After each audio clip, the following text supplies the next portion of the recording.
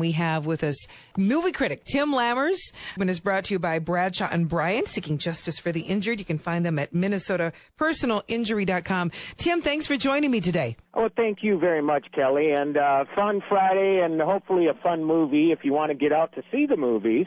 We have Tomb Raider, which is actually a reboot of the series made popular in the early 2000s, I guess you could say. It was 2001 with Angelina Jolie. She did that, and Tomb Raider, Cradle of Life. Lara Croft, of course, is the character she plays. This time around, Lara Croft is played by Alicia Vikander. She won an Oscar a couple years ago for The Danish Girl, but she doesn't like to stay stuck in the dramas, which I think is a real good thing. She's actually in an action-adventure film this time. It's like an Indiana Jones sort of adventure. It feels really familiar, but you know what? If these sorts of movies are done really well, and I think this is done extraordinarily well, I think you're going to be, having a good time at this movie. It's very entertaining, and that's pretty much the big movie opening this week in theaters. I know that each week you like to feature a video as well. What video are we looking at this week?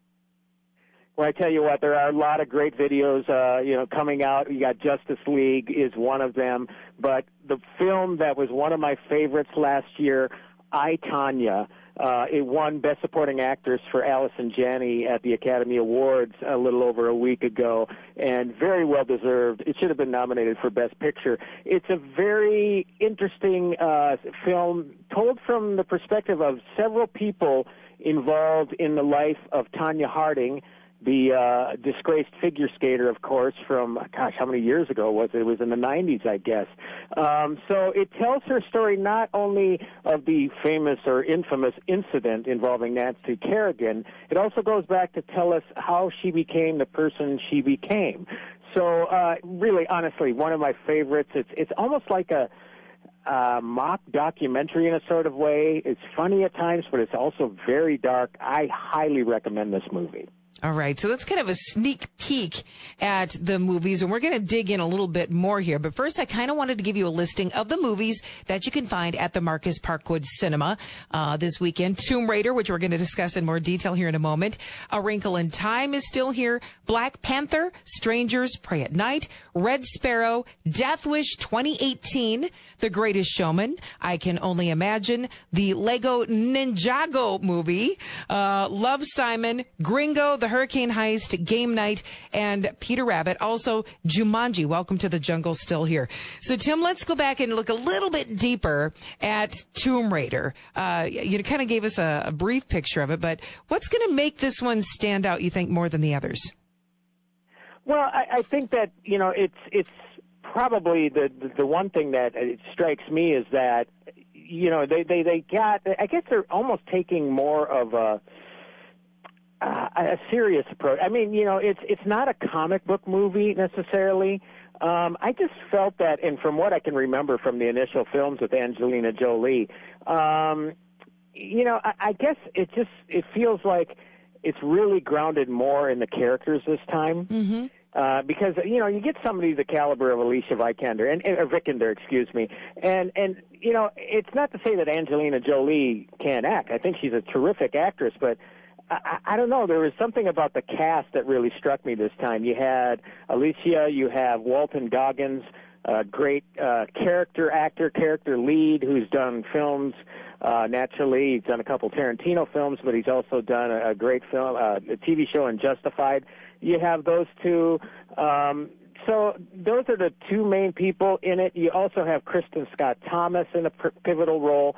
And I guess I just felt I was connecting more to the story this time. There's a lot of adventure, don't get me wrong, but I just felt like, to me, a great movie has to have a great story, and I guess that's really what was the engaging thing coming off the bat. Okay, so when you watch this movie, you felt like, yeah, it's got a good storyline, the acting is great, and it's all tied together.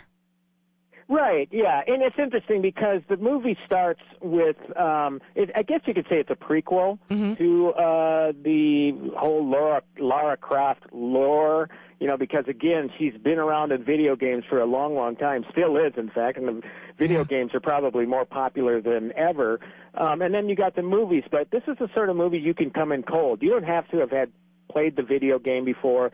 You didn't have to see those Angelina Jolie movies. This is a prequel story to the Lara Croft that we've known, before.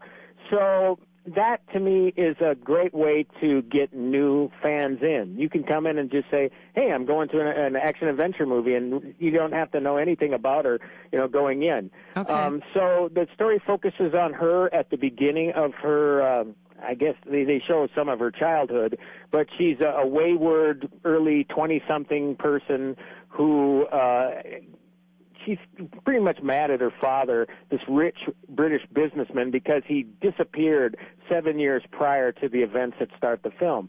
So she has this large inheritance waiting for her, but she doesn't want that. She doesn't want anything to do with her father because she felt abandoned. Well, something comes up where she needs to meet with the executors of the estate, and they give her this puzzle box. And in that puzzle box are some clues to something that it leads to his secret office. It turns out this guy was a secret archaeologist all these years.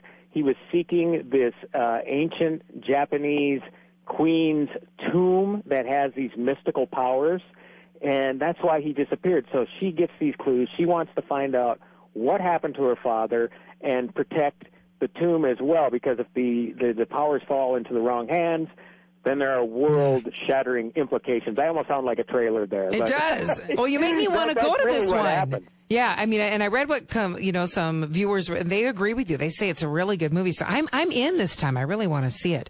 But I do want to talk about. Look, again, if you like the Indiana Jones stuff, this is going to feel a lot like that. But it has the sort of production values that Indiana Jones has. Loved it. I mean, this is a big budget movie.